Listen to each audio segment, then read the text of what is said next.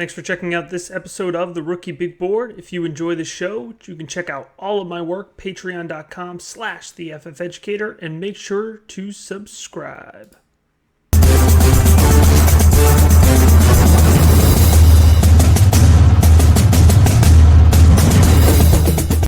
This is episode 17 of the Rookie Big Board, and this is a big episode. It's going to be the final one before the 2021 NFL Draft, and hopefully by now you have figured out that on this podcast we dig deep, we provide analysis. This is not just hot takes, and so although you are probably consumed by so much NFL Draft noise right now, hopefully this show in particular helps provide some actual context, some actual analysis, and some good insight here to how these player values are going to change over the course of the NFL Draft weekend. Now, one of the biggest questions around the draft when it comes to rookies, how much does landing spot matter? And if you are a patron, you know that the opportunity index factors in along with my tape grade to help get your Rookie Big Board score. It's important. It's not the only thing. And quite frankly, for some prospects this weekend, I'm a lot more nervous about their landing spots and what they have on the line for various reasons compared to other prospects. So what I thought would be a great final pre-draft show was to actually go through here. I'm going to build a big board of 8 players. It has been a little while since we actually built some big boards, so we are going to be building a big board here on today's episode of the 8 players that I feel have the most on the line during draft weekend. And by that, I mean their landing spots could really boost or deter their fantasy football value. So let's go ahead and kick it off right away here with number 8 on the Rookie Big Board for the most on the line during NFL Draft weekend. And I'm going to go with Nico Collins, the wide receiver out of Michigan. Now, you know I'm a fan of Nico Collins. Right now, he is 38 overall on the Rookie Big Board. He has a 6'1 Rookie Big Board rating, which if you are subscribed, if you're a patron, you know that is a solid spot to be. That's a bench depth type spot, but I think he could work his way into what I call a flex filler type role, your wide receiver 3-4 range, if he lands in a particular offense. And so what I want to see from Nico Collins here on draft weekend, I want to see him land in a vertical attack offense. I want to see him specifically land in an offense that has red zone upside. I know that sounds obvious, but for a lot of wide receiver prospects, that's bonus. Obviously, touchdowns are huge for fantasy football, but there's guys that can get by without that. Nico Collins is not going to be a high volume, high PPR monster type play, so it's critical that he lands in an offense with some touchdown upside. He's being mocked to Baltimore a lot. Not that fantastic for fantasy football purposes. Now, flip that around. Say he ends up going to Kansas City at the end of day 2. Even a team like Green Bay could be interested in Nico Collins. So if he lands in a spot with some legitimate touchdown upside, not just for the team overall, but also some vacated touchdown production, Nico Collins will have a shot for me to move up from 38th on the Rookie Big Board, probably into those late 20s if he lands in a good enough offense, which pushes him into early round 3 rookie draft consideration. And I think that's about where Nico Collins is going right now, about mid to late 3rd round. And so I think he could get pushed up a little bit to the early 3rd round. He's somebody who, if he lands in a flashy enough offense, could even push into the 2nd round. But I think that would be an over adjustment. I can't really see a landing spot for me right now where Nico Collins is going to move up to be much higher than an early 3rd round pick, despite the fact that I am a Nico Collins fan. Now here's the obvious one coming in at number 7. Mac Jones' landing spot is going to have a relatively significant effect on his fantasy football value. Now he is the only quarterback on this list. I'll just go ahead and pull back the curtain now. And I'll also mention he's 7 on the list. I didn't even prioritize him. In general, the top of this draft, we kind of know who is going to be in on quarterback, right? We know the Jags are taking one. We know the Jets are taking one. We know the 49ers are taking one, so that's 3 out of 5 spots. So now there's a few outliers, and to be honest with you, the landing spots themselves aren't going to significantly alter my thoughts on the quarterback prospect. Now, the only landing spot that may actually, I don't even want to say tank, but just limit the immediate production, and that is part of the opportunity index. It measures, or I should say it projects immediate 1-year production and a long-term 3-year production. And if a quarterback lands in Atlanta, they are going to take a knock on that immediate production. And I'm not ruling out Atlanta taking a quarterback with the 4th overall selection.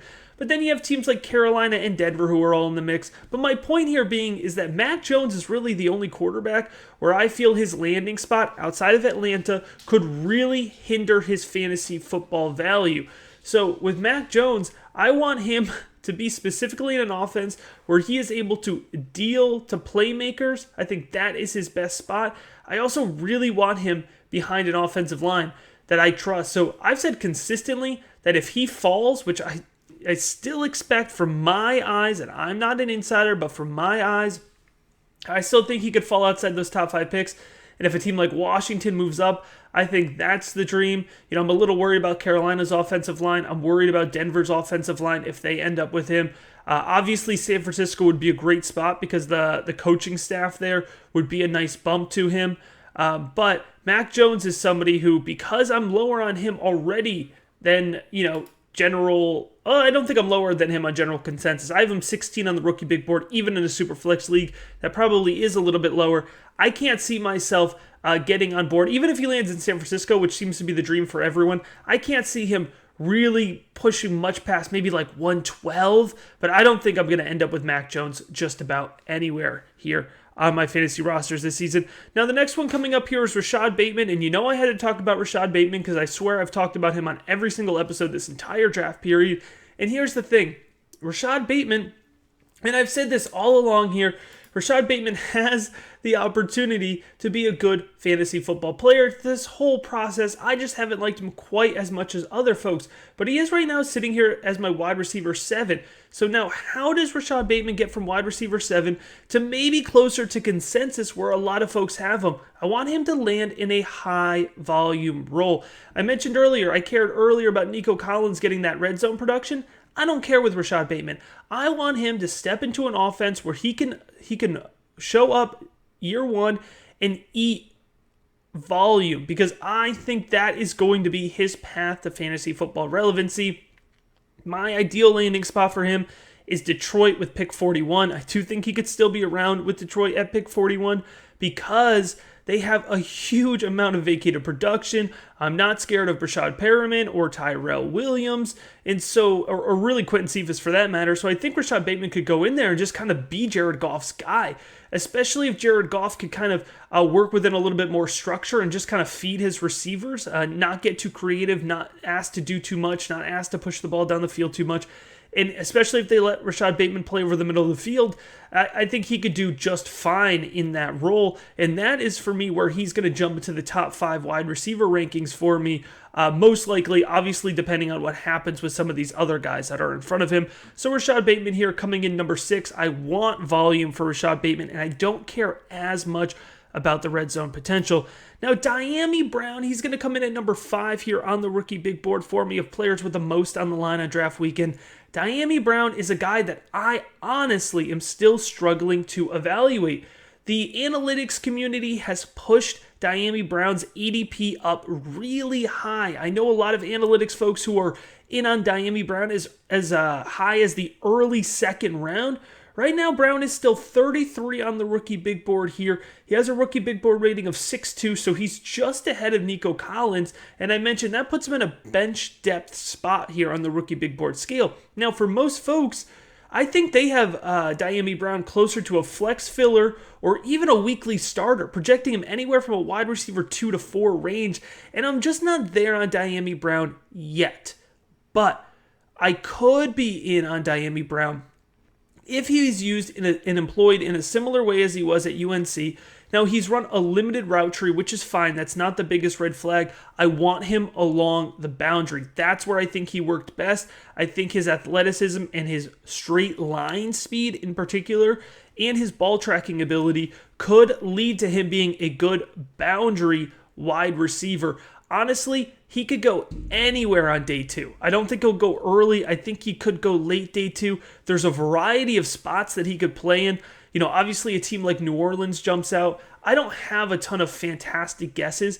And to be honest, I don't even mind if Amari Brown is in a crowded wide receiver room, as long as he's the guy that gets to live along the boundary on his NFL roster. That will push him up for me because I'll be able to project out a higher year 1, and most likely I'll be able to project out a higher 3-year projection for Amari Brown, which are just 2 of the many factors there that go into the opportunity index, which I mentioned earlier, are balanced with tape grade to get the rookie big board rating. That's kind of pushing Amari Brown down now. So right now, I don't have a clear path to production for Amari Brown, and so that is what's holding me back here, and that's why I really want to see where he lands on draft night. Now, coming in here, number 4 on the rookie big board here for players with the most on the line during draft weekend, it's going to be Demetric Felton, and I have talked about Demetric Felton a ton. I like Demetric Felton. I've had him for the most part here up until the very recent updates here for the rookie big board. I've had him projected as an athlete because he really can play running back or wide receiver at the next level. Remember, Demetric Felton played wide receiver at UCLA when Josh Kelly was there. Josh Kelly moved on. Demetric Felton played running back for UCLA. The year Josh Kelly was there, by the way, Felton got, I believe it was 75 touches on the ground. So he comes on, takes the primary role there. Looked good for UCLA, but remember they only played about 4 games this past season. Goes to the Senior Bowl, listed as a running back, but absolutely burns and dominates in the one-on-one isolation wide receiver drills. So an NFL team very well could be interested in Demetric Felton as a wide receiver, which I do not want. He gets swallowed up in value if he lands with the wide receivers. So I've talked about value in different ways, specific landing spot, opportunity, types of production. But for Demetric Felton, I'm talking about something totally different. I want and I care about his position designation. I want Demetric Felton to be drafted as a running back because running backs that can catch the ball are much better than wide receivers that can run the ball. And if Demetric Felton is drafted where I think he will, late day 2, very early day 3 with a running back designation, then he really hits that spot that I have him right now, a late round 2. I have him as 22 on the rookie big board with a 6.6 rookie big board score. That's a flex filler score, and he is going to hold that value or potentially increase it as early as a mid round 2 instead of a late round 2 if he ends up with that solid draft capital. It's nothing fancy, solid draft capital there, and that running back designation. That's the key for Demetric Felton. That's what I'm looking for. Now moving on here to 3 on the rookie big board, it's going to be Kylan Hill. So I've talked about landing spot to a degree, but with Kylan Hill, I'm looking for something specific because what I like about Kylan Hill is everything. He's good at everything. Now he's not great at probably anything.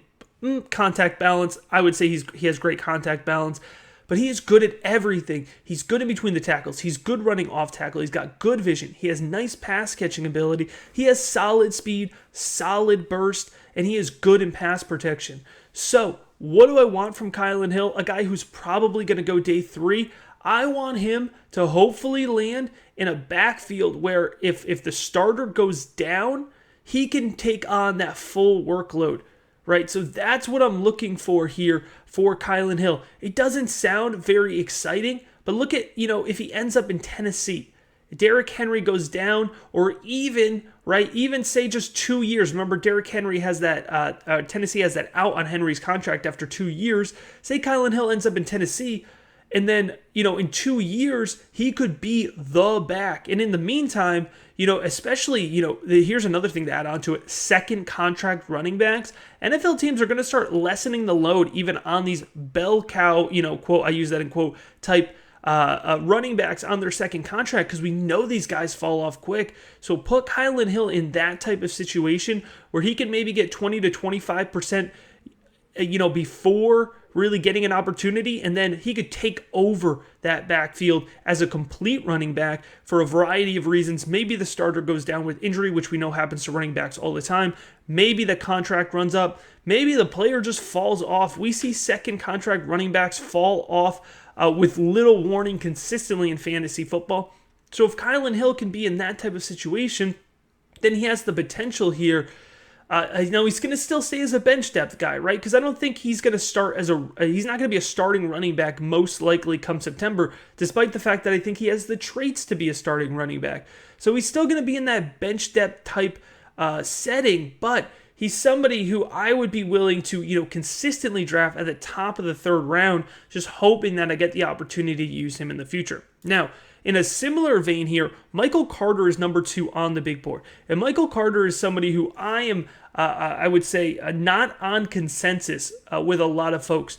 But just because I like Michael Carter, by the way. I think he's going to be a great pro running back, but maybe not a great fantasy football running back. And I almost, by the way, before I chose this topic, I almost did this podcast episode on guys who I think are going to be good pro running backs, but maybe not good fantasy football running backs, or players in general. Is going to expand it past just running backs. But Michael Carter was really my poster child for that. He would have been 1 on that big board because I think Michael Carter, he projects well. I think the NFL is going to like him. I think he could go as early, I should say, as late day 2 in the NFL draft. But he's 5'7", 202, and despite being productive, just not convinced that he can be a 3-down back here in the NFL. However, I do think he could be a change of pace back. And what I'm also convinced of is that Michael Carter is your running back 0 dream. He's going to be the running back 0 guy here for the next few years if he lands in the right spot, right? So, think of Alexander Madison, and I'm not directly comping player style, but I'm talking about the types of fantasy football players that you have. You have your Alexander Madisons, your Tony Pollards, your Latavius Murrays, right? These guys who, if they land behind studs, and those studs go out for a variety of reasons. We've seen Alvin Kamara miss a few weeks at a time. We've seen Dalvin Cook with consistent knee injuries. We've seen Zeke kind of heading towards the that drop off that I was referencing earlier.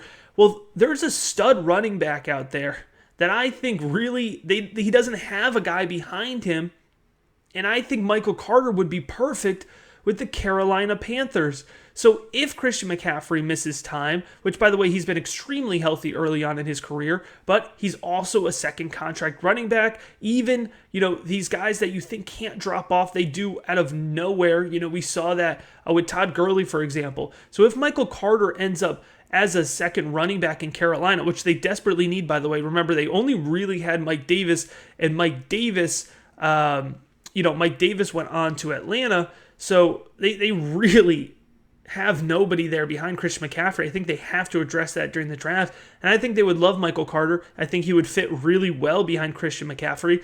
And if he ends up missing time, all of a sudden there's your running back 0 dream with Michael Carter, the guy who right now is 31 on my big board. So that is a late 3rd round pick. And most people have him as a 2nd round guy. Then Michael Carter probably hits that late 2nd round value that a lot of folks have him at, but it's really going to depend on him being in a landing spot that gives him legitimate upside and legitimate ability to take on that role at some point in time. But what I want to preface here, I'm talking about a lot of running backs, Michael Carter, Kylan Hill, Demetric Felton.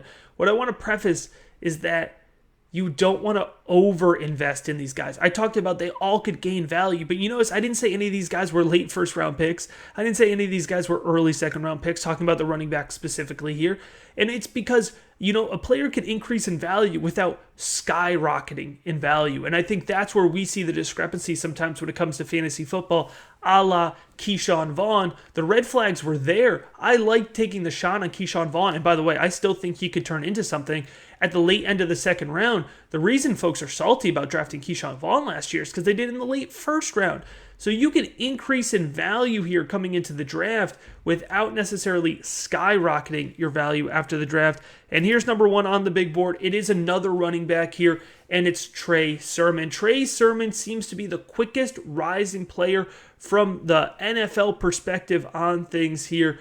It sounds more and more if there is an early running back run with the top guys, I'm talking Najee Harris. If Pittsburgh takes him in that first round, I believe it's 24 here. I'm forgetting off the top of my head. I believe it's pick 24 for Pittsburgh.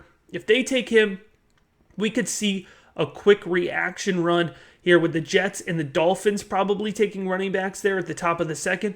All of a sudden, it's next man up here for the running back position. And it sounds from the NFL perspective like Trey Sermon might be the one to benefit from that a little bit more than Kenny Gainwell. But here's the thing with Trey Sermon in particular. I want volume. I don't care about offense. Obviously, scheme fit is important. But I want Trey Sermon to have volume. All right, for a lot of running backs, you want that touchdown upside. That's a bonus for me because Trey Sermon right now he's a early third, late second round rookie ADP, and right now that is fine. That puts him at a rotational spot. But if he lands with the Jets, I'm cool with that. Everybody wants Pittsburgh. I get it. It's flashy. By the way, Pittsburgh's offensive line is not much better right now. It is falling apart. All right, so I know we think of Pittsburgh as this perfect running back landing spot, but it's not without its flaws. Still, he could go to Pittsburgh. He's going to get volume. He's going to get 50% of the workload there. He could go to the New York Jets. He could get 60% of the workload there. He could go to Miami. He'll probably get between 45-55% of the workload there. Any of those landing spots. If Trey Sermon has a legitimate shot to be the dude, that's volume, and I will push him up as far as early to mid-second round because, that with volume comes opportunity. With opportunity comes fantasy football points. That's just the way it works. That's why it's called, by the way, I keep talking about the opportunity index. That's what I keep talking about. That's what you want. You want opportunity. And even if I don't necessarily have Trey Sermon graded out as high because there's two Trey Sermons. There's Oklahoma Trey Sermon and there's Ohio State Trey Sermon. And you would have wanted to see Ohio State Trey Sermon look more like Oklahoma Trey Sermon, but it doesn't matter because if the NFL loves NFL Trey Sermon and he lands with even the Jets where he's going to get 55-60% of the workload, that's opportunity. And that opportunity specifically is what is going to push him up. It's not him landing in Pittsburgh. That would be fun, I'm sure, but it would be the volume that comes attached to Trey Sermon for me, which is why I don't mind if he lands with the Jets. I don't mind if he lands with Miami, and if he lands with Pittsburgh, that's great too. There's a few other landing spots. Atlanta would be great as well. They have volume to go around. So as long as Trey Sermon lands in a spot with high volume potential, then I'm going to be in on Trey Sermon. And he's somebody who I've mentioned this before. I've been adding in the second, third, adding, on my Devy rosters for late second, early third round future picks, moving guys around, wide receiver 4s or 5s, trading them for Trey Sermon right now.